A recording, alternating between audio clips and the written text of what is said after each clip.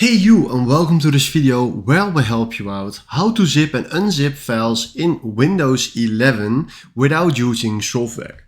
So what we need to do now is click here on File Explorer, and then right here I go to some good thumbnails of mine. So let's say this file right here, and now we want to zip this file. So we click on this file, go to the three dots, then go to compress to zip file, then do enter, and right now if you click here on this file, you see a zipped resized thumbnail in this file.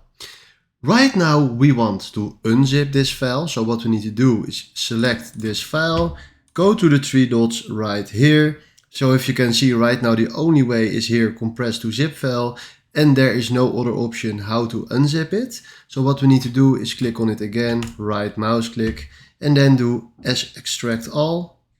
Then select the place where you want to extract. Now let's say just here in this file, and then we do extract.